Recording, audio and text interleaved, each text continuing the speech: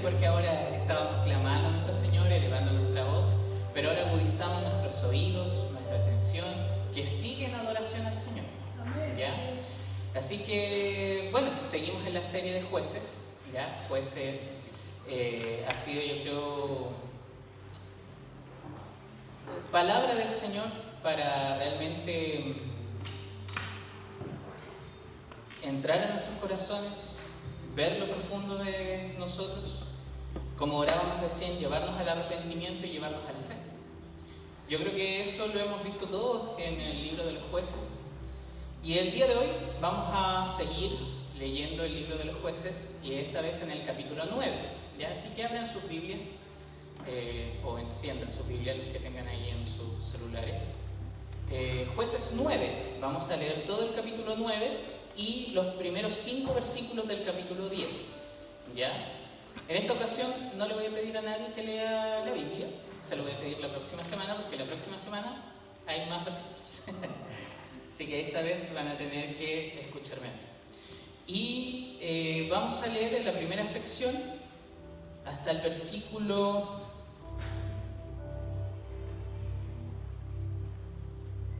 21. Del versículo 1 hasta el versículo 21. Es así en el nombre del Señor. Jueces 9. Abimelech, hijo de Jerobaal, fue a Siquem, a los hermanos de su madre, y habló con ellos y con toda la familia de la casa del padre de su madre, diciendo: Yo os ruego que digáis en oídos de todos los de Siquem, ¿qué os parece mejor? ¿Que os gobiernen 70 hombres, todos los hijos de Jerobaal, o que os gobierne un solo hombre? Acordaos que yo soy hueso vuestro y carne vuestra. Y hablaron por él los hermanos de su madre en oídos de todos los de Siquem todas estas palabras, y el corazón de ellos se inclinó a favor de Abimelech, porque decían: nuestro hermano es. Y le dieron 70 siclos de plata del templo de Baal-Berit, con los cuales Abimelech alquiló hombres ociosos y vagamundos que le siguieron. Y viniendo a la casa de su padre en Ofra, mató a sus hermanos, los hijos de Jerobaal, 70 varones, sobre una misma piedra. Pero quedó Jotam, el hijo menor de Jerobaal, que se escondió. Entonces se juntaron todos los de Siquem con toda la casa de Milo, y fueron y eligieron a Abimelech por rey, cerca de la llanura del pilar que estaba en Siquem.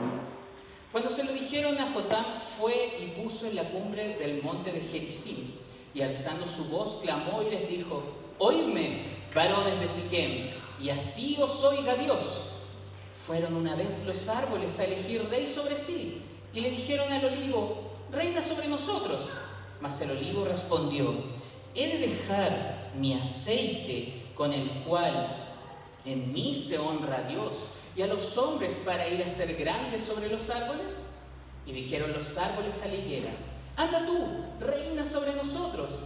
Y respondió la higuera: ¿he de dejar mi dulzura y mi buen fruto para ir a ser grande sobre los árboles?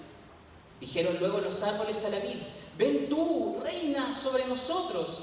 Y la vid le respondió: ¿he de dejar mi mosto, que alegra a Dios y a los hombres, para ir a ser grande sobre los árboles? Dijeron entonces todos los árboles a la zarza: anda tú, reina sobre nosotros. Y la zarza respondió a los árboles: si en verdad me elegís por rey sobre vosotros, venid, abrigaos bajo de mi sombra.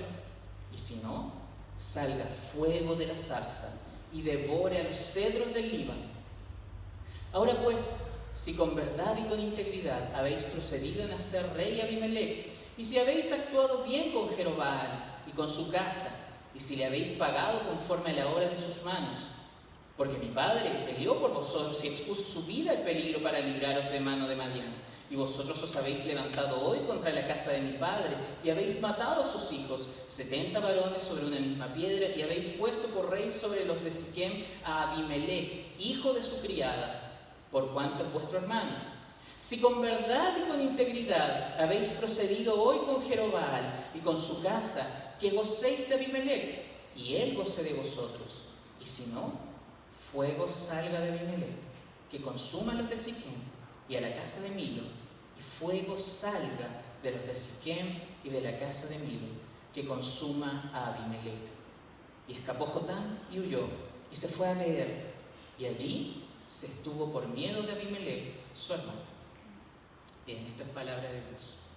Vamos a orar. A propósito, yo me reía por el tema del fuego porque hasta el pasaje que nos tocó hoy día hablaba sobre el fuego. Hasta nuestras canciones.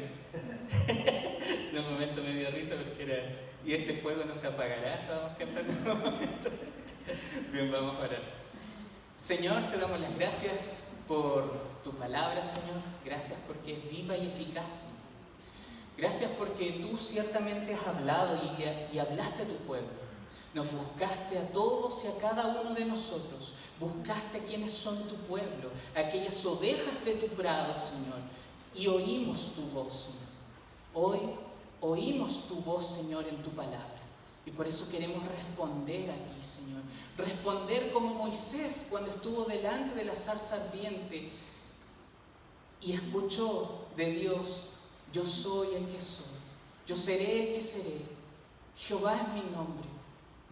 Señor, nosotros queremos responder en adoración delante de ti, en alabanza delante de ti, en asombro delante de ti, porque no solo hablaste a través de los profetas, no solo hablaste a través de la ley, sino que nos has hablado a través de tu Hijo Jesucristo hasta los días de hoy, Señor. Gracias por tu voz, que ciertamente está registrada en la Escritura, Señor. Y aún con palabras y pasajes difíciles como el de hoy, tú nos bendices, Señor. Tú nos llamas al arrepentimiento y nos llamas nuevamente a la fe contigo. Te ruego, Señor, que los dichos de mi boca y la meditación de mi corazón sean agradables a ti, oh roca y redentor mío. En nombre de Jesús. Amén. Amén. Bien.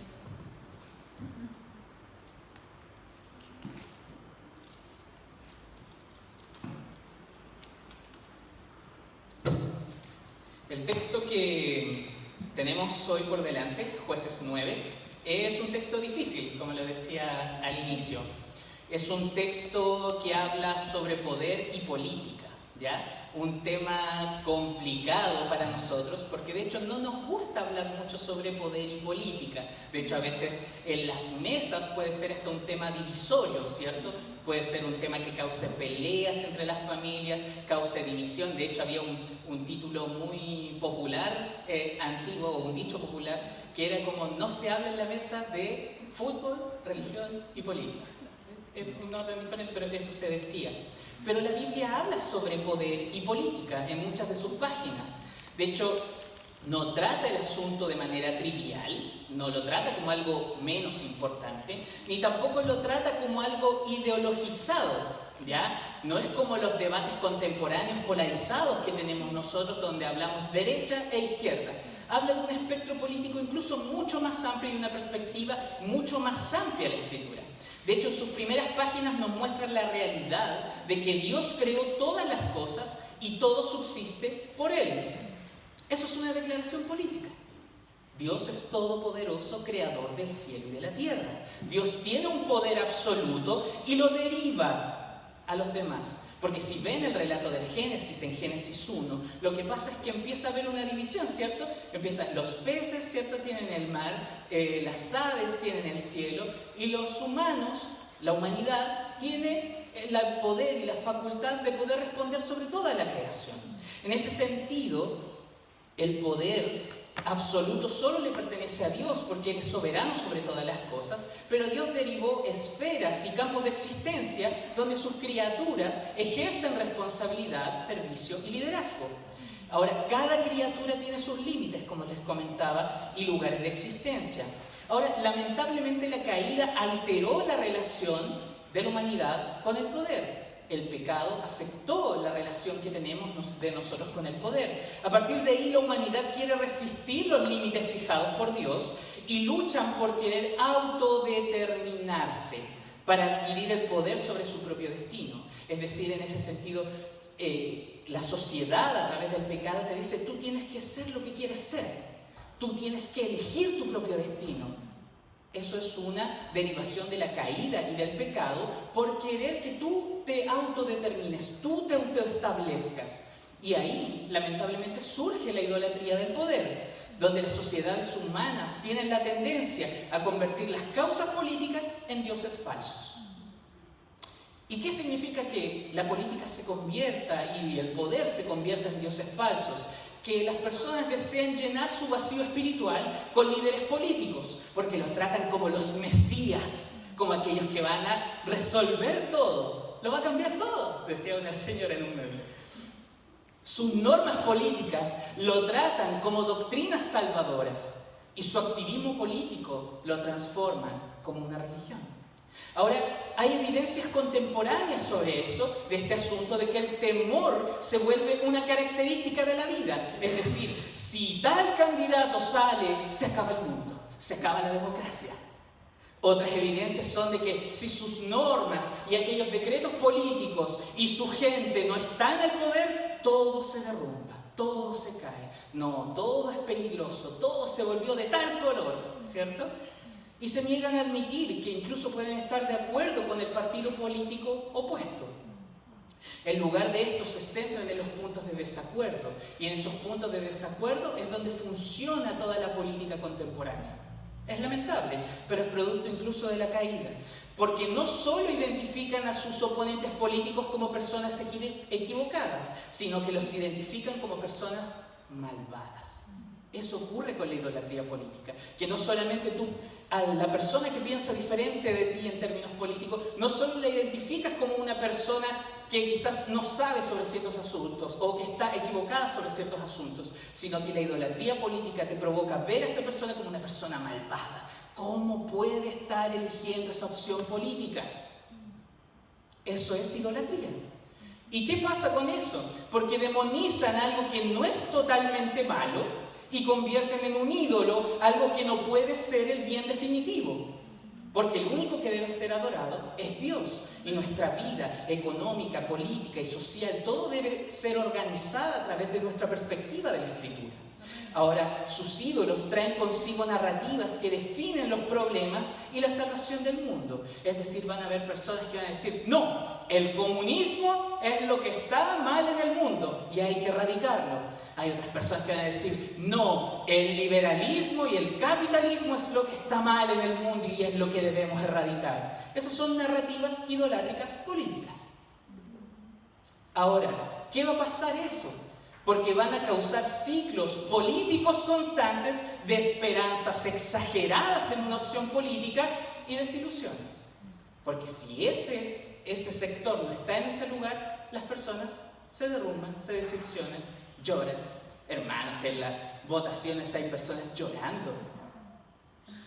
No tiene sentido. Sin embargo, un cristiano no debe caer en idolatrías políticas, sino que debe tener arraigada en su conciencia la verdadera historia del mundo que está declarada en la Escritura, que nos señala un punto sumamente importante. El gran problema no es el comunismo, no es el capitalismo, no es el liberalismo, no es el conservadurismo. El gran problema del mundo es el pecado. Y la gran solución no es un partido político, no es un líder político, es nuestro buen Salvador Jesucristo. Esa es la salvación del mundo. De hecho, había un autor que se llama Gilbert Chesterton, un católico, que una vez le enviaron una carta diciéndole, por favor, escriba un libro, ¿cuál es el mayor problema del mundo? Por favor, escríbanos, mándenos su propuesta editorial y nosotros la recibiremos. Le mandaron la carta, él la recibe y escribe brevemente y se les envía de vuelta la carta. Y el comité estaba sumamente emocionado por ver cuál era esta propuesta, de ver cuál era este análisis de este filósofo y teólogo tan profundo. Y él escribió en 2 líneas, el gran problema del mundo soy yo. Y esa es nuestra perspectiva que surge a partir de la Escritura. Ahora, evidencias antiguas, porque ya vimos las evidencias contemporáneas, evidencias antiguas se encuentran en nuestro texto de hoy. La idolatría política fue evidente en Gedeón y se repite nuevamente en Abimelech, que es la persona que estamos viendo el día de hoy. Pues su corazón ambicioso desemboca en un deseo insaciable de poder. Ahora, el relato de Jueces 9 es particular porque, si se dieron cuenta, al menos en el relato que leímos, no se invoca en ningún momento el nombre de Jehová. no se invoca. Se menciona, de hecho, en los versículos que vamos a leer después, pero no se invoca a Jehová en ningún momento. ¿Qué quiere decir eso? Que cuando una persona está contaminada con una idolatría política, las personas involucradas van a vivir como si Dios estuviese ausente. Incluso el ciclo repetitivo que vemos en el libro de Jueces muestra que la rebeldía va a crecer cada vez más y cada vez la vamos a ver peor en la medida que avancemos. Los sermones pasados nosotros observamos que el pecado se muestra como una rebeldía que multiplica el mal. Eso lo vimos en el segundo sermón. También vimos que es una ofensa repugnante, asquerosa, y la Escritura nos muestra que el pecado es así, pero también nos muestra que es una infidelidad a aquel que siempre ha sido fiel. Ahora en el capítulo 8 y en el capítulo 9 nos menciona el autor del libro de Jueces a el pecado como una prostitución. No tengo que explicar lo que es la prostitución, pero en otras palabras lo que está describiendo es que el pueblo de Dios está siendo infiel voluntariamente ante cualquiera que se ofrezca ante ellos. Así es el pecado que está descrito en este momento. Cada oportunidad que ha tenido el pueblo de Dios han dejado de adorar al Señor y se han entregado a los ídolos falsos. Debido a esto, el capítulo 8, en el versículo 28, la expresión que la tierra reposó o tuvo una ilusión de paz, no se repetirá nunca más en el libro de los Jueces. Nunca más van a tener paz por sus idolatrías. Y ahora en los capítulos siguientes serán expuestos a lo peor de su corazón. De hecho, el capítulo 9 nos hablará mucho del corazón del pueblo y sus deseos ambiciosos en medio del contexto de una gran guerra. Sin embargo, la gran guerra no es aquella descrita solamente con armas y muertes, sino que el texto quiere que tomemos atención a una guerra que ocurre en el corazón. Por esto el título del sermón el día de hoy es La guerra espiritual en el corazón del pueblo de Dios. Y el texto nos va a mostrar 3 puntos importantes sobre este asunto. La guerra espiritual en el corazón del pueblo de Dios nos muestra la insensibilidad de los corazones ambiciosos, nos muestra la lucha de Dios por el corazón de su pueblo y nos muestra la problemática interna de nuestros corazones. Y eso es lo que vamos a ver el día de hoy. Primero, la insensibilidad de corazones ambiciosos, que está en el capítulo 9, en los versículos 1 al 21 que acabamos de leer. Ahora, el surgimiento de Abimelech nos sigue el patrón de los jueces. No sé si se dieron cuenta. ¿Se acuerdan que había todo un ciclo que yo les mostré en las primeras predicaciones? Que en la medida en que pecaba, el Señor tenía misericordia del pueblo y levantaba un libertador, inmediatamente, o un juez. Pero aquí lo que está pasando es que siguen en opresión y el Señor no ha levantado a nadie. ¿Se dieron cuenta? El Señor no está levantando a nadie en el texto. Porque surge Abimelech, pero no dice que el Señor lo levantó.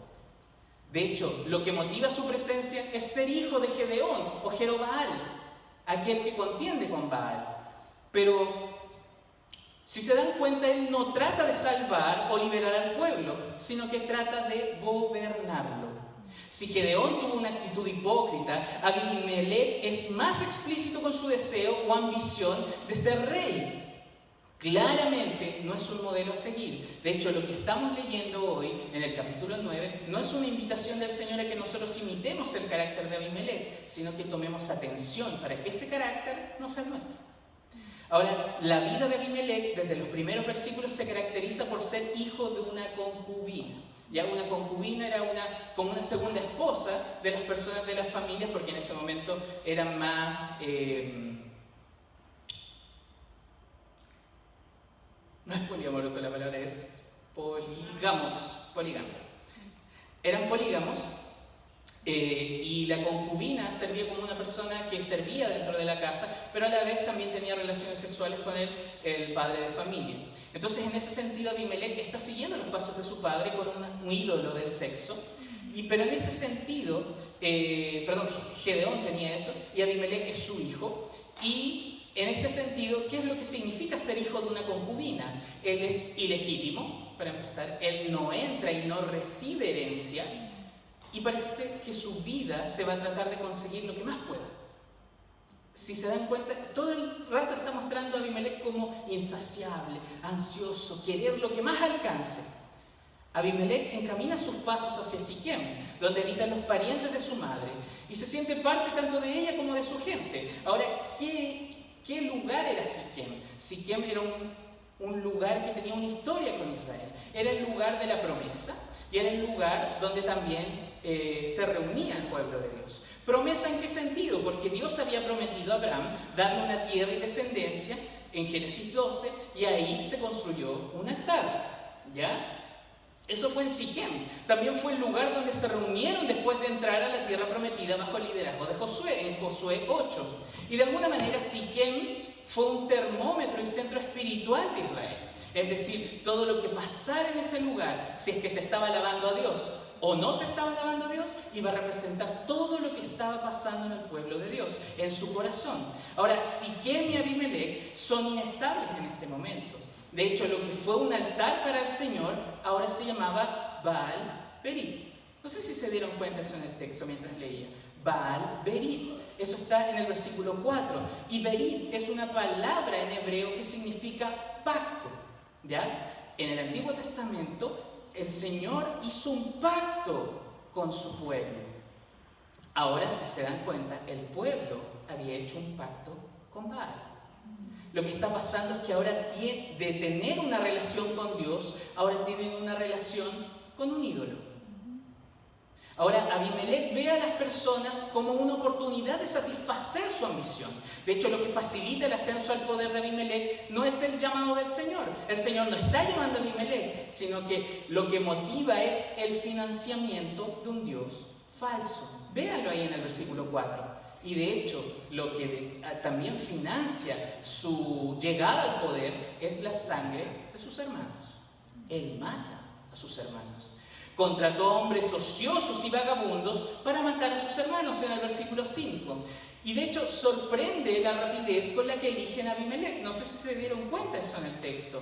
Él había cometido un asesinato atroz. Había asesinado a sus hermanos y el pueblo de Dios no lo confronta, sino que lo coronan. En el versículo 6. Y si se dan cuenta en el versículo 3, el corazón de ellos se inclinó a él. Entonces no tenemos solamente a un Abimelech ambicioso, sino que tenemos a un pueblo de Dios ambicioso. Y uno de sus hermanos, Jotam, el menor, sobrevivió al ocultarse en el versículo 7. De hecho, su nombre significa Dios es completo o Dios es sin mancha. Eso significa Jotam. Y él cuenta ahí una parábola. ¿Ya? Las parábolas no solamente estaban en el Nuevo Testamento, sino que en el Antiguo Testamento, de hecho, Proverbios tiene mucho de eso. Y esta parábola o fábula o historia trata de unos árboles que quieren coronar a un olivo, a una higuera y a una vid. ¿Ya? Son los árboles principales que tenía Israel. Entonces estos árboles producían cosechas que sustentaban toda la economía agrícola de Israel. Ahora, si se dan cuenta, el olivo produce aceite, la higuera produce higos, que hasta los días de hoy es un postre riquísimo allá en Israel, y las uvas, que provienen de la vid, con el cual se produce el vino, con el cual alegra el rostro, de hecho dice la Biblia en muchos de sus capítulos. Ahora, son árboles prósperos que rechazan el reinado. Todos esos árboles rechazan el reinado. Ahora aparece una zarza, que es como un arbusto espinoso, ¿ya? Un arbusto pequeño, no más de 30-60 centímetros. Y hace dos observaciones en esta historia, porque le dice que se abriguen y que él les va a producir sombra, y si no, va a ser un fuego arrasador. Y es irónico porque la zarza es pequeña. ¿Cómo te vas a refugiar en un arbusto de este tamaño? Es imposible, es difícil. Y además, al ser tan espinoso, lo que te podía provocar es que tú te quieres ocultar y te pinchaste. Pero también puede provocar un incendio. Se quema rápidamente la zarza. De hecho, por eso es tan impresionante en Éxodo 3, porque la zarza ardiente no se quema. Por eso era tan impresionante ese milagro y la presencia del Señor. Pero aquí, en este caso, esta zarza puede provocar un incendio que puede quemar árboles tan robustos como el cedro. Era de madera muy dura, hermanos. Era súper difícil de quemar, pero podía provocar un incendio. Y de hecho eso es lo que va a pasar próximamente ahí en los versículos. Es realmente peligrosa la decisión de elegir una zarza espinosa, porque Jotam lo asemeja con la elección de Abimelec como rey, porque eligen lo destructivo siendo insensibles. El pueblo de Dios está eligiendo lo destructivo. Y el imaginario de la zarza quiere que recuerden la caída. ¿Por qué? Porque el pecado de Adán y Eva provocó que la tierra tenga espinos y cardos en Génesis 3. Entonces esa idea de una zarza espinosa te traía la idea o el imaginario al israelita de que en realidad lo que iba a pasar con esta elección es que solamente les iba a provocar dolor, porque les recordaba la caída. Pero además le estaba evocando el pecado reciente de Gedeón en Jueces 8, porque cuando Gedeón quiere castigar a Sucot, ¿qué es lo que toma? Espinos y abrojos, en Jueces 8:16, para poder castigar a los principales de Sucot. Pero los abrojos son más parecidos a los cardos. Entonces, en ese sentido, está evocando todo el tiempo espinas y cardos, espinos y cardos. ¿Por qué? Porque la insensibilidad es una marca de la caída. La caída y el pecado va a provocar que tú seas insensible. ¿Insensible a qué? Insensible a Dios e insensible a tu prójimo. Ahora en los versículos 16 al 21, Jotam señala que la elección de Abimelec como un rey espinoso y destructivo es una mala elección, porque ellos desecharon la verdad y la integridad.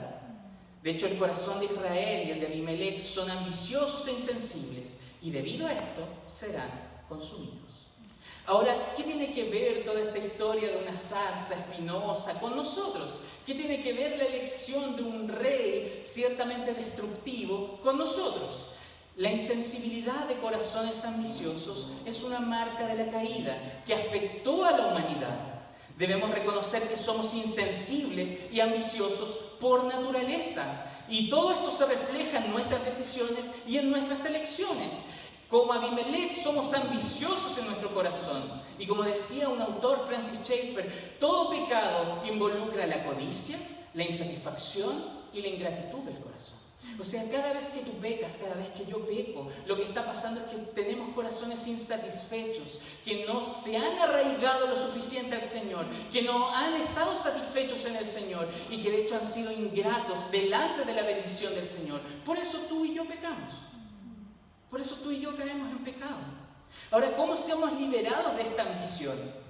La naturaleza de nuestros deseos está afectada por el pecado, es verdad. Sin embargo, en la cruz y en la resurrección, Cristo vino a redimir nuestros sentimientos y voluntades para que deseemos más a Dios. Y la realidad es que Dios nos hizo para Él y nuestro corazón va a estar inquieto hasta que se encuentre con Él. Cada vez que tú tienes quizás una insatisfacción con este mundo, una insatisfacción quizás con tu propia vida, refleja que no estás hecho quizás para estar saciado en tu vida y en este mundo, sino para encontrar tu satisfacción en el Señor. Por lo tanto, nuestro corazón, como se describe en la Biblia, es el centro de nuestra voluntad. Es de donde surgen todos los deseos y nuestras elecciones. Pero a partir de ahí, nosotros debemos contemplar a Dios. Contemplar a Dios significa meditar en Él, meditar en Dios durante el día y la noche. En otras palabras, es una conciencia que piensa en Dios y sus atributos más que en otra cosa. Probablemente muchos de nuestros problemas de ambición ocurren porque meditamos más en nosotros mismos que en Dios. Cuando meditamos más en nosotros, ¿qué ocurre? Nos volvemos rápidamente más ingratos, más insensibles y más tercos. Incluso corremos el riesgo de transmitir esta marca de la caída a otros, como lo hizo Gedeón con Abimelec. Por lo tanto, debemos tener mayor comunión con el Señor, pues Él es el único que puede enternecer y ablandar la dureza de nuestro corazón. Conociendo más al Señor, nuestro afecto y devoción serán organizados alrededor de Cristo. En lugar de la codicia, la gratitud brotará de nuestros labios, porque nuestra satisfacción estará en Él y su cuidado a nosotros siempre será permanente. Ahora, Vamos a los siguientes versículos, en Jueces 9, en los versículos 22 al 57.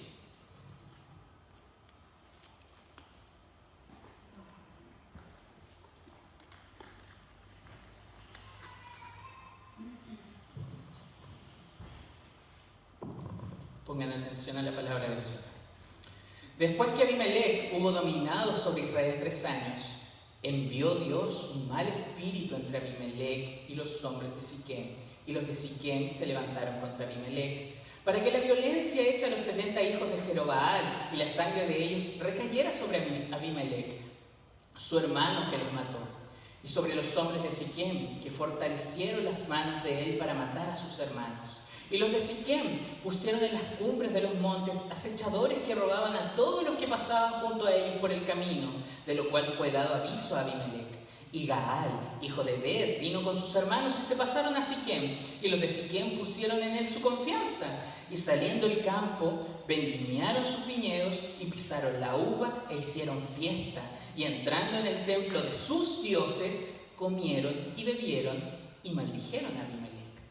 Y Gaal, hijo de Ebed, dijo: ¿quién es Abimelec y qué es Siquem para que nosotros le sirvamos? ¿No es hijo de Jerobaal y no es Zebul ayudante suyo? Servid a los varones de Amor, padre de Siquem, pero porque le hemos de servir a él. Ojalá estuviera este pueblo bajo mi mano, pues yo arrojaría luego a Abimelec y diría a Abimelec: aumenta tus ejércitos y sal. Cuando Zebul, gobernador de la ciudad, oyó las palabras de Gaal, hijo de Ebed, se encendió en ira y envió secretamente mensajeros a Abimelec diciendo: he aquí que Gaal, hijo de Ebed, y sus hermanos han venido a Siquem, y he aquí que están sublevando la ciudad contra ti. Levántate pues ahora, de noche, tú y el pueblo que está contigo, y pon emboscadas en el campo, y por la mañana, al salir el sol, madrugada, y cae sobre la ciudad. Y cuando él y el pueblo que está con él salgan contra ti, tú harás con él según se presente la ocasión. Levantándose pues de noche Abimelec y todo el pueblo que con él estaba, pusieron emboscada contra Siquem con 4 compañías. Y Gaal, hijo de Ebed, salió y se puso a la entrada de la puerta de la ciudad. Y Abimelec y todo el pueblo que con él estaba se levantaron de la emboscada. Y viendo Gaal al pueblo, dijo a Zebul: he allí gente que desciende de las cumbres de los montes. Y Zebul le respondió: tú ves la sombra de los montes como si fueran hombres. Volvió Gaal a hablar y dijo: he allí gente que desciende del medio de la tierra, y una tropa viene por el camino de la encina de los adivinos. Y Zebul le respondió: ¿dónde está ahora tu boca con que decís: ¿quién es Abimelec para que le sirvamos? ¿No es este el pueblo que tenías en poco? Sal pues ahora y pelea con él. Y Gaal salió delante de los de Siquem y peleó contra Abimelec, mas lo persiguió Abimelec y Gaal huyó delante de él. Y cayeron heridos muchos hasta la entrada de la puerta, y Abimelec se quedó en Aruma. Y Zebul echó fuera a Gaal y a sus hermanos para que no morasen en Siquem. Aconteció el siguiente día que el pueblo salió al campo y fue dado aviso a Abimelec, el cual tomando gente lo repartió en 3 compañías y puso emboscadas en el campo. Y cuando miró, he aquí que el pueblo que salía de la ciudad y se levantó contra ellos y los atacó. Porque Abimelec y la compañía que estaba con él acometieron con ímpetu y se detuvieron a la entrada de la puerta de la ciudad, y las otras 2 compañías acometieron a todos los que estaban en el campo y los mataron. Y Abimelec peleó contra la ciudad todo aquel día y tomó la ciudad y mató al pueblo que en ella estaba, y asoló la ciudad y la sembró de sal.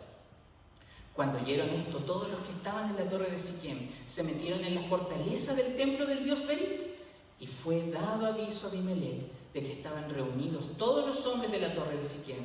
Entonces subió Abimelec al monte de Salmón, él y toda la gente que con él estaba, y tomó Abimelec un hacha en su mano y cortó una rama de los árboles, y levantándola se la puso sobre sus hombros, y diciendo al pueblo que estaba con él: lo que me habéis visto hacer, apresuraos a hacerlo como yo. Y todo el pueblo cortó también cada uno su rama, y siguieron a Abimelec y le pusieron junto a la fortaleza, y prendieron fuego con ellas a la fortaleza. De modo que todos los de la torre de Siquem murieron, como unos 1000 hombres y mujeres. Después Abimelec se fue a Tebes y puso sitio a Tebes y la tomó. En medio de aquella ciudad había una torre fortificada, a la cual se retiraron todos los hombres y las mujeres y todos los señores de la ciudad. y cerrando tras sí las puertas, se subieron al techo de la torre. Y vino Abimelec a la torre, y combatiéndola, llegó hasta la puerta de la torre para prenderle fuego. Mas una mujer dejó caer un pedazo de una rueda de molino sobre la cabeza de Abimelec y le rompió el cráneo. Entonces llamó apresuradamente a su escudero y le dijo: saca tu espada y mátame, para que no se diga de mí, una mujer lo mató. Y su escudero le atravesó y murió. Cuando los israelitas vieron muerto a Abimelec, se fueron cada uno a su casa.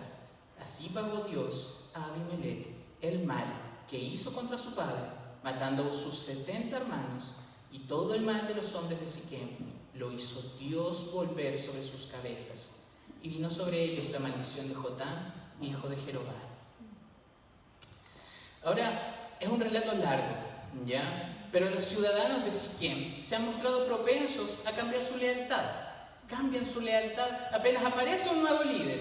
Y cuando llega Gaal, confían en él. Vean ahí el versículo 26.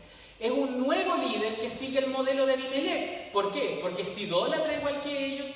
Van y usan el mismo método de Abimelec, porque utiliza los mismos argumentos ambiciosos. Vean ahí en el versículo 28 y 29. Y en los versículos 30 al 33, Zebul, un gobernador colocado por Abimelec, oye que se está generando un levantamiento contra el gobierno de Abimelec y les sugiere que lo ataquen.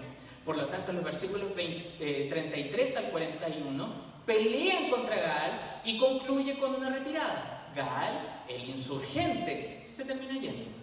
Ahora en los versículos 42 y 43, la ciudad de Siquem se levanta contra Abimelec y él pelea contra ellos, matando a gran parte de la ciudad.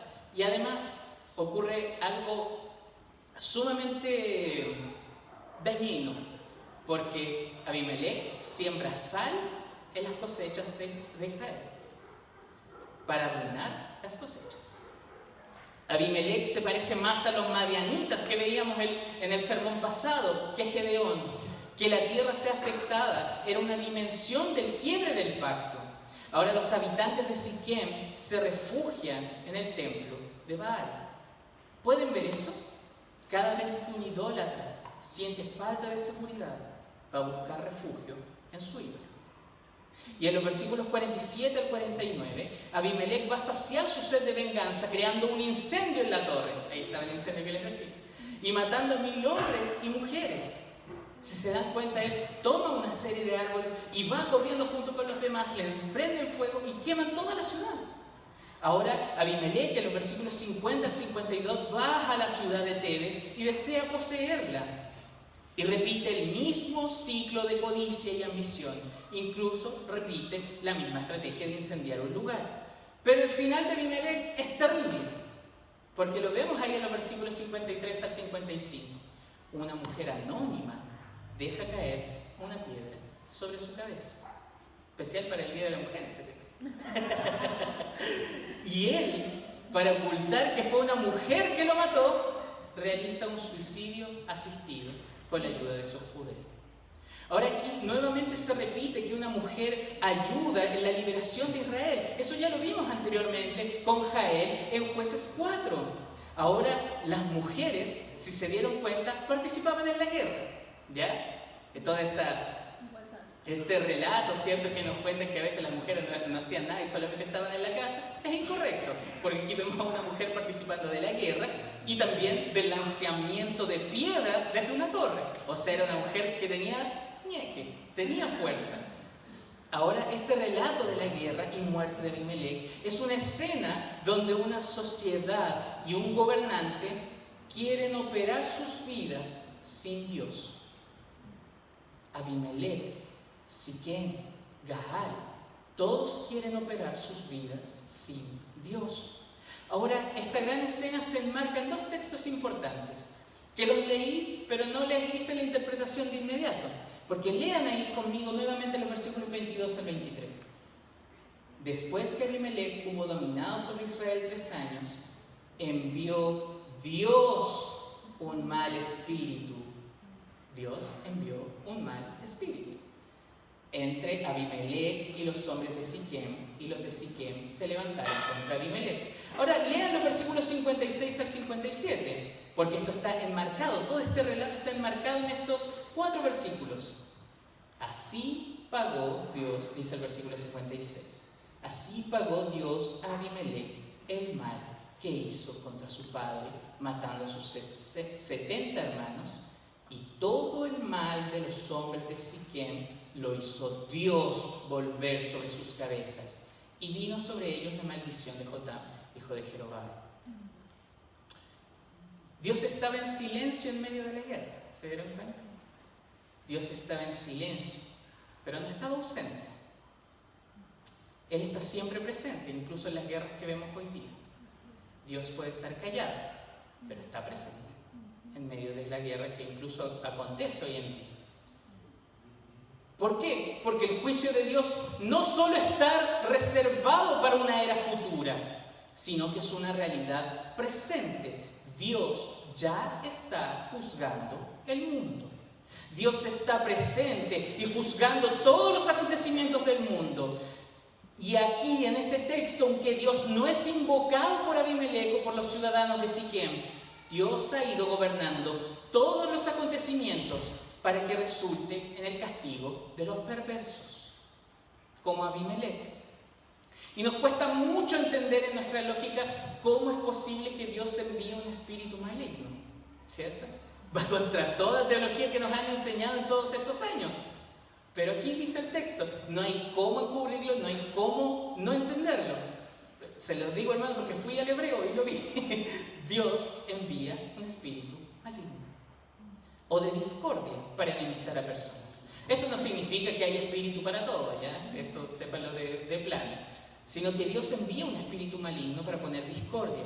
¿Y qué nos refleja esta realidad? La realidad es que Dios es soberano sobre todas las cosas. Lo decíamos al inicio, nuestra declaración, ¿cuál es? Dios es todopoderoso, creador del cielo y de la tierra.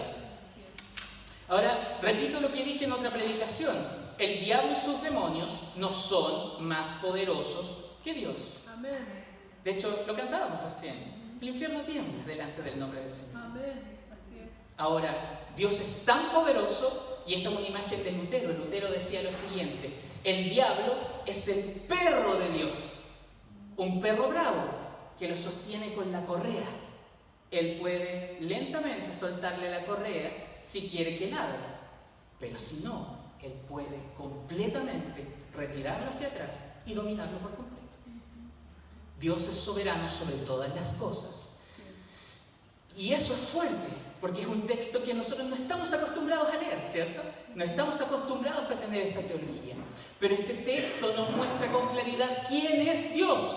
Dios es alguien que está en control sobre todas las cosas. Dios es fiel con su pueblo, porque la única razón por la que Él está haciendo esto es para proteger a su pueblo, para cuidarlo, para llamarlo de vuelta.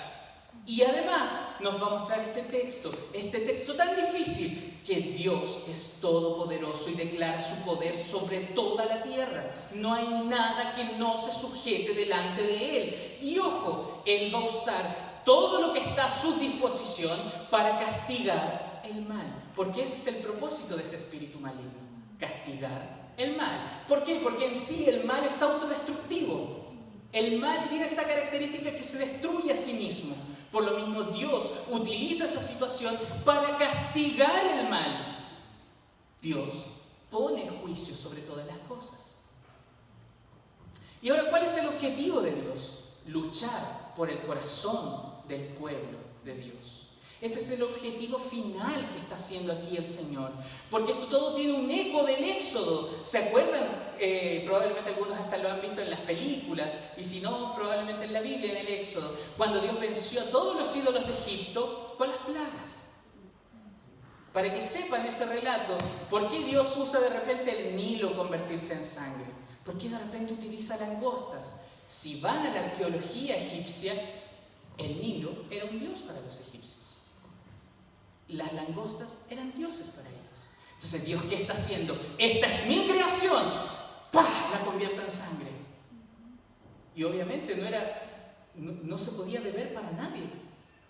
Pero Dios está usando todo su poder. ¿Para qué? Para castigar el mal. Dios lo va a hacer una y otra vez para poner juicio sobre su creación y para poder castigar el mal. Porque Dios no tolera el mal y los ídolos no son rivales para Dios. Ninguno. Lo dije en otra predicación. La historia es el cementerio de los ídolos. Y la dureza de nuestro corazón solo puede ser ablandada por el poder de Dios. Aunque el pueblo aquí, ¿qué pasa? No está clamando, no está arrepintiéndose, no está ni siquiera elevando su voz al Señor. Pero Dios está en control y tiene misericordia de quien quiere. Y Él va a salvar a quien quiere y por los medios que Él quiere. Y se mostrará fiel a todas sus promesas hasta el final. ¿Y ahora qué tiene que ver todo esto con nosotros? ¿Qué tiene que ver de repente un incendio populoso? ¿Qué tiene que ver con la insurrección de un líder con nosotros? Cuando nosotros observamos lo catastrófico y engañoso que puede ser nuestro corazón, podemos abrumarnos. Podemos quedarnos realmente como, ¿cómo puedo lidiar con este pecado? ¿Cómo puedo lidiar con esta realidad que habita en mi corazón? Y es verdad, nuestro corazón puede causar grandes catástrofes. Grandes. Lean Santiago 3 y Santiago 4. Los invito como tarea en sus casas para que lo lean. ¿Por qué? Porque va a decir que nuestra lengua es como fuego. Un mundo de maldad puede ser inflamado a través de nuestra lengua. Y como dijo Jesús, lo que sale de la boca proviene del corazón. Es decir, nuestro corazón puede ser como un combustible para terminar generando una destrucción masiva. Eso es lo que está describiendo sobre nuestro corazón el Señor en su palabra. Tenemos el potencial de destrucción en nosotros y nuestro corazón ciertamente va a pervertir la virtud y traer los peores vicios, incluso guerras. Vean Santiago 4. ¿De dónde surgen las guerras? Del corazón del hombre. El texto de hoy nos recuerda que Dios ve nuestro corazón y está en control de todo. Aunque existe una batalla espiritual en nuestros corazones, Dios puede introducirse en esa batalla y ganarla. La batalla espiritual en nuestros corazones solo puede ser enfrentada siguiendo a Cristo. Pues en Él nosotros sabemos que Él ha derrotado todos nuestros enemigos y todos sus enemigos, porque en la cruz fue derrotado Satanás, el mundo y nuestro pecado. Y esto implica que Dios va a pelear contra nosotros, porque si tenemos pecado remanente en nuestro corazón, Dios nos va a enfrentar. Dios va a pelear contra nosotros. Dios va a confrontar nuestros pecados, hermanos y hermanas. Dios va a confrontar nuestros pecados, incluso los más profundos. Aquellos que no le decimos a nadie, incluso aquellos de los cuales no nos damos cuenta, porque a veces pecamos sin darnos cuenta. ¿Por qué? Porque Dios no tolera el pecado. Dios no tolera ningún pecado, porque Él es un Dios santo y es muy diferente a nosotros. Él es santo, es altísimo, es diferente, es separado a nosotros. Y nosotros como cristianos y evangélicos tenemos un error muy común, porque pensamos que Dios se parece a nosotros. Es verdad, Dios se encarnó y se hizo hombre, pero nosotros pensamos de que Dios se parece a nosotros porque decimos que le caen mal todas las personas que a mí me caen mal. Es indulgente con mis pecados porque me perdona siempre, pero el pecado del otro debe ser castigado. Tenemos esa inconsistencia en nuestra mente, porque pensamos que Dios se parece a nosotros, y no es así, hermanos. Preocúpate si Dios se parece a ti, porque probablemente estás adorando a un Dios falso, hecho a tu imagen y semejanza, y no al Dios que nos revela aquí la Escritura. El Dios de la Escritura es diferente, es santo. Conócelo ahí, abre tu Biblia y lee que Él es santo, santo, santo. Él no tolera ningún pecado, ni siquiera a sus siervos más cercanos, porque no le toleró ningún pecado a Abraham, a Moisés, a Elías o a David. Todos se tuvieron que arrepentir delante del Señor. ¿Qué más será con nosotros? Sí, Señor. Debemos arrepentirnos. De hecho, Dios expuso y confrontó su pecado. Lo mismo hará con nosotros, porque Dios no ha cambiado, queridos hermanos. De hecho, lean ahí en el Nuevo Testamento en algún momento, Hechos 5. ¿Qué pasó? Venía Ananías y Zafira, le mintieron al Espíritu Santo. ¿Qué pasó? Murieron al instante. ¿Por qué les digo esto? Porque a veces piensa la gente de que no, Dios es un Dios castigador solo en el Antiguo Testamento y en el Nuevo solamente es Dios amor. No, no es así. Dios es el mismo. Como decía el nombre de Jotam, Dios es completo, sin mancha, puro, santo. Y Él castiga el mal hasta la 4ª generación. Éxodo 20, léanlo ahí. Así que Dios luchará con nosotros. No sé si a ustedes eso les hace temblar, a mí me hace temblar. Dios va a luchar con nosotros. ¿Para qué? Para que nosotros seamos vencidos. Así que cuando tú eres confrontado, cuando te arrepientes de tu pecado, cuando crees en Jesucristo como Salvador y Señor, entenderás que Dios siempre estuvo en control y Él confronta nuestro pecado para hacernos a la imagen de Cristo Jesús. Por esa razón el Señor peleará contra ti. Jesucristo fue el único que agradó al Padre, a tal punto que Dios abrió los cielos en medio de su bautismo y gritó: este es mi Hijo amado, en quien yo me complazco. Y cuando tú, querido hermano, cuando yo, querido hermano, creo en Jesucristo, nosotros recibimos ese regalo, porque somos amados infinitamente por el Padre. Por eso debemos creer, por eso debemos arrepentirnos delante del Señor. El amor y la misericordia y la ternura del Señor es la única capaz de cambiar nuestro corazón. Por la resurrección, nosotros tenemos esperanza de que nuestro pecado no es incontrolable, sino que el poder de Jesús nos ayuda a someter el pecado. Porque nos va a ayudar a que nosotros muramos a nuestro pecado y vivamos para Dios. Por esto debemos tener una conciencia conquistada por la vida, muerte y resurrección de Jesús. Tercer punto, y este ya es el último, la problemática interna de nuestros corazones. Vean ahí el capítulo 10, los primeros 5 versículos. Después de Abimelech se levantó para librar a Israel Tolá, hijo de Fúa, hijo de Dodo, varón de Isaacar, el cual habitaba en Samir en el monte de Efraín. Y juzgó a Israel 23 años y murió. Y fue sepultado en Samir. Tras él se levantó Jair Galaadita, el cual juzgó a Israel 22 años. Este tuvo 30 hijos que cabalgaban sobre 30 asnos y tenían 30 ciudades que se llaman las ciudades de Jair hasta hoy, las cuales están en la tierra de Galaad. Y murió Jair y fue sepultado en Camón.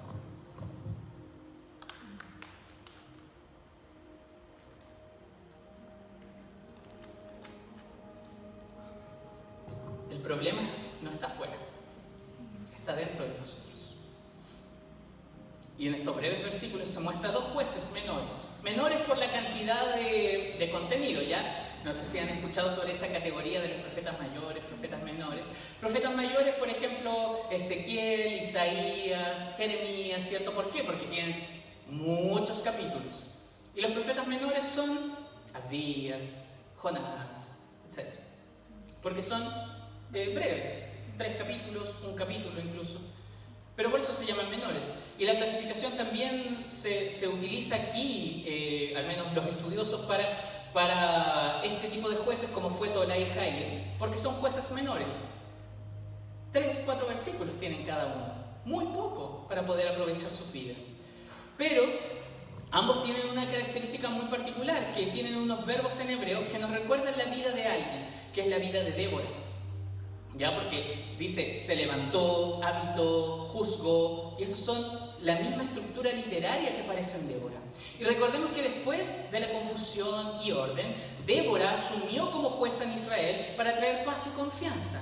Entonces aquí, después de la confusión, aquí Dios está enviando jueces para que asuman también esta situación, porque destacan por su carácter y por liberar a Israel. Ahora, de hecho, que Jair cabalgue asnos significa un gobierno de humildad, ¿ya? Así como nuestro Señor montó un asno, Era muy similar la imagen, porque en el mundo antiguo los caballos eran símbolos de guerra, pero los asnos simbolizaban humildad y pacificación. Ahora, se levantaron para salvar a Israel. ¿Pero de quién? No sé si lo pudieron ver ahí en los versículos. Generalmente en los otros capítulos habíamos visto que levantaron a tal juez para salvar de los madianitas, de los filisteos, de los cananeos. Pero aquí pareciera que no se menciona. Sí se menciona. Dios levanta a sus jueces para salvar a Israel, de sí mismos. Israel había optado por ser guiados por un hombre elegido y no por el Señor. Es decir, ellos colocaban su propio estándar a la hora de elegir. El pueblo del Señor no sabe elegir. Y esa es la verdad. No sabe elegir. Por lo mismo Dios le envía a Tola y a Jair, dos personas que no estaban pidiendo. Pero el Señor sabía que los necesitaban y los envía a personas improbables. El peor enemigo que podemos enfrentar, según este texto, somos nosotros. Necesitamos un líder que nos rescate de nuestras ambiciones, de nuestros corazones y de las divisiones entre nosotros. Dios nos hace un gran recordatorio en estos breves versículos. El mayor enemigo de la iglesia es la iglesia. Y eso es tremendo. ¿Qué tiene que ver todos estos pequeños versículos con nosotros? Los problemas que tenemos en nuestras iglesias, familias, en nosotros mismos, los hemos provocado nosotros. Somos nuestro mayor enemigo. Debemos ser salvados de nosotros mismos. Y hay una realidad profunda aquí. Y espero que entiendan lo que les voy a decir. Dios no espera nada de ti. Dios no espera nada de mí. ¿Por qué? Si Dios esperase algo de nosotros, no habría sido necesario que Cristo muriera en la cruz. Dios no espera que de ti y de tus fuerzas surjan fe, esperanza, amor, confianza imbatible. Cristo murió por ti para que en tu falta de fe Él te regale fe. Cristo murió por ti para que en los momentos más difíciles tú puedas hallar descanso y esperanza en Él. Cristo murió por ti para que en medio de tu desesperación, en diagnósticos terribles, en situaciones inesperadas, puedas confiar en Dios. Por eso murió por ti. Dios no espera nada de ti ni de mí, porque Él quiere ser tu todo. No sigas dependiendo de tus esfuerzos, no sigas dependiendo de lo que tú puedes hacer el día de mañana. Ríndete. Este es un llamado del Señor para que nos rindamos delante de Él. Entréguense, entreguémonos a Dios, porque Él nos va a salvar a nosotros, de nosotros mismos. Y para concluir, la guerra espiritual en el corazón del pueblo de Dios indica la insensibilidad de los corazones ambiciosos, la lucha de Dios por el corazón de su pueblo y la problemática interna de nuestros corazones. Los ídolos de poder, como decíamos al inicio, nuestros y de la sociedad, solo pueden ser confrontados en nuestro corazón. Ahí está el principal foco de la guerra espiritual, en nuestros corazones. Sin embargo, esta guerra espiritual no es nuestra, es de Dios. Recordemos que la batalla es del Señor, como lo veíamos en otro sermón. Él es quien nos invita a participar de su reino. La batalla es del Señor, pero Dios te ama tanto que te va a incluir en esa batalla. Y todo esto apunta a Jesús. Él no espera que nosotros solucionemos los problemas de este mundo y de nuestro corazón. No espera que nos autolimpiemos y mejoremos moralmente. Recuerden que Él es quien quita el pecado del mundo. Él es el Cordero inmolado que quita el pecado del mundo. Él es quien nos limpia de nuestro pecado. Y Él es el único que puede cambiar el corazón. Jesús es el único que va a cambiar tu corazón y mi corazón. Nadie más puede. Y esta es la misión de Jesús. Él vino a buscar y a salvar lo que se había perdido. Él es el libertador de nuestro enemigo interior. Porque recuerden Romanos 5:5. el amor de Dios ha sido derramado en nuestros corazones. Es por el Espíritu Santo que nos fue dado. No sé si se dan cuenta de lo que está involucrado. El amor de Dios, externo a nosotros, derramado en nuestros corazones, externo a nosotros, para derramarse en nosotros por el Espíritu Santo que nos fue dado. O sea, proviene de fuera. La salvación es extra nos, fuera de nosotros, pero en nosotros. Jesús murió por los impíos. Y recuerda, la gracia no es solo para salvarte, también es para transformarte. La gracia de Dios se extiende a nosotros para aprender a lidiar con las consecuencias del pecado y para que tú sometas el pecado en tu vida, en mi vida. Ya no somos más esclavos del temor ni del pecado, sino que ahora somos siervos del Señor. Dios nos ha rescatado para que tengamos una conciencia que nos lleve a considerarnos muertos al pecado, pero vivos para Dios en Cristo Jesús, Señor nuestro. ¿Cómo cultivamos esta conciencia y crecemos en este aspecto? Debido a que hemos creído en Cristo, Él debe ser nuestro objetivo para amar. A Él debemos amar. El que ama a Dios es llevado a contemplar y meditar en Dios todo el tiempo, día y noche. Por lo tanto, hermanos, debemos tener a Dios como nuestro supremo bien, como nuestro mayor tesoro. Porque donde esté tu tesoro, allí también estará tu corazón.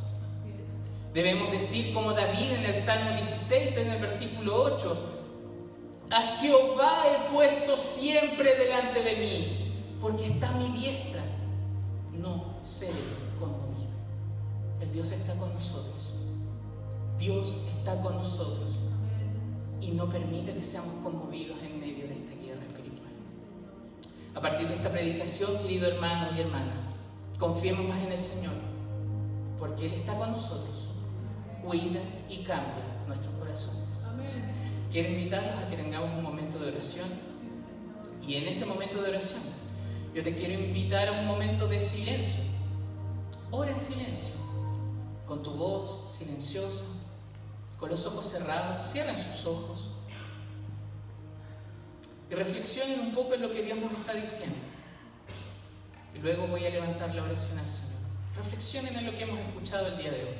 Oren al Señor, pidan al Señor.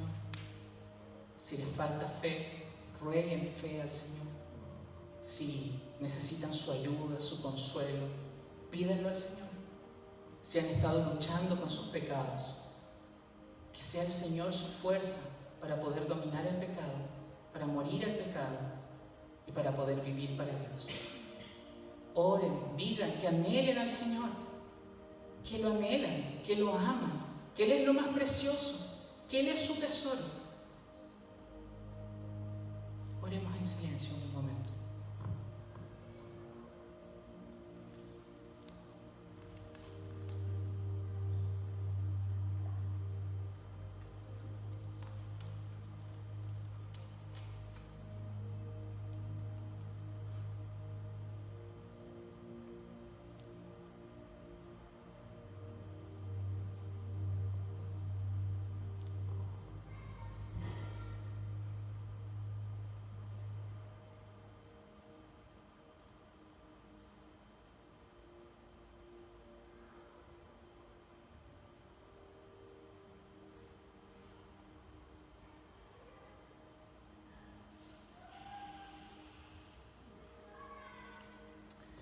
Oh Señor, estamos delante de tu palabra, delante de quien eres tú, Señor, y nos abrumamos, Señor, delante de un Dios tan santo, delante de un Dios tan majestuoso, alto y sublime.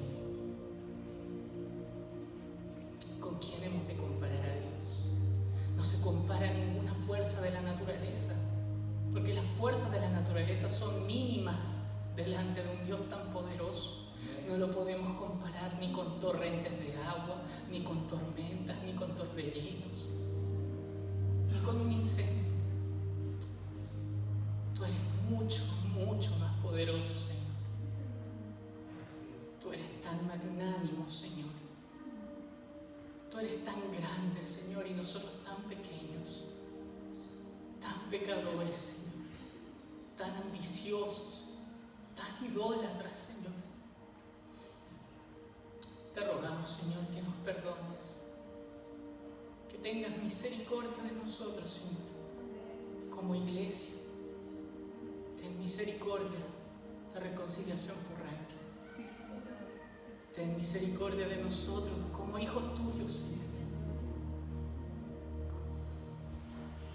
Vamos delante de ti, delante de la zarza ardiente, delante de aquel fuego que nunca se apaga, delante de aquel que es santo, santo, santo, delante de aquel que nosotros no somos dignos de ni siquiera desabrochar sus sandalias. De hecho, este suelo es tan santo porque tú estás aquí, Señor. Tú podrías demoler este lugar si quisieras, Señor. Tú podrías mover, Señor, esta estructura y trasladarla donde tú quieras, si tú quisieras. Porque eres tan poderoso, Señor. Eres tan magnánimo, eres tan santo. Señor, queremos tener corazones devotos a ti. Corazones que te anhelen. Corazones que te tienen a ti por tesoro mayor, como bien supremo, Señor. Amado Dios, así como dice tu Escritura, que tú has derramado tu amor sobre nosotros, el amor de Cristo Jesús derramado en nosotros por el Espíritu Santo que nos fue dado. Señor, saca las vendas de nuestros ojos, nuestra insensibilidad, Señor, que ha sido producto de la caída y del pecado, y haznos sensibles delante de ti, sensibles a tu presencia, sensibles a la necesidad de nuestro prójimo. Haznos más sensibles a ti, Señor, que cada paso que damos, Señor, lo recordemos como un paso que lo damos delante de ti, porque tú estás a nuestra diestra. A Jehová hemos puesto delante de nosotros. No seremos conmovidos, jamás, porque estamos en ti, en Cristo Jesús. Tú nos has derramado un amor tan profundo que supera el amor que cualquier ser humano puede darnos. No se puede igualar a ninguno, porque nos has revelado tu carácter como Padre. Por Cristo Jesús nosotros reconocemos que Dios es nuestro Padre y que nos ama profundamente. Ahora en ti, Señor,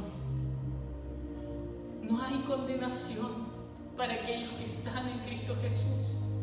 Gracias, Señor, por eso. Amén. Porque ya no tenemos condenación.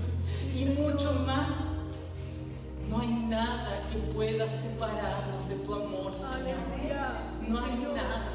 nada en la tierra, nada creado nos puede separar de tu amor, Señor. Aleluya. Sí, Señor. Ayúdanos, Señor, a que nuestra conciencia, nuestra mente, nuestro corazón y nuestras manos, Señor, perciban tu amor. Danos un temor reverente cuando no lo percibamos, Señor, porque tú estás, Señor, y de hecho ya estás en los lugares que incluso mañana vamos a transitar, Señor. Tú ya estás en el colegio, tú ya estás, Señor, en los trabajos, tú estás en nuestros escritorios, tú estás, Señor, en nuestros hogares, ya estás trabajando y tu misión ya está realizada en ti. Señor, danos conciencia de tu obra, de lo que tú ya estás haciendo. Abre nuestros ojos para percibir, Señor. Ayúdanos a examinar nuestro corazón si no te hemos amado lo suficiente, si nos hemos entregado a ídolos, a esperanzas falsas. Llévanos al arrepentimiento. Llévanos, Señor, a confiar más en ti, a poner nuestro corazón única y reposadamente en ti, Señor. Porque ciertamente tú eres la vida, Jesús es la vida y nosotros los pámpanos. No hay nada que podamos hacer fuera de ti, Señor. Sí, Señor. Ayúdanos a tener esa conciencia gloriosa gloriosa de ti, de tu gloria, apenas salgamos de este lugar, para que vivamos siempre delante de ti, Señor, para que te amemos más, Señor. Nuestro mayor anhelo, Señor, es que te amemos más y más y más, Señor. Por eso derrama tu amor, derrama tu gracia transformadora en nosotros, Señor. Transforma nuestros corazones para que podamos negarnos al pecado, podamos siempre vivir para ti, Señor. Señor, prepáranos para tu misión, Señor. Haznos que nuestra boca hable más de ti, Señor.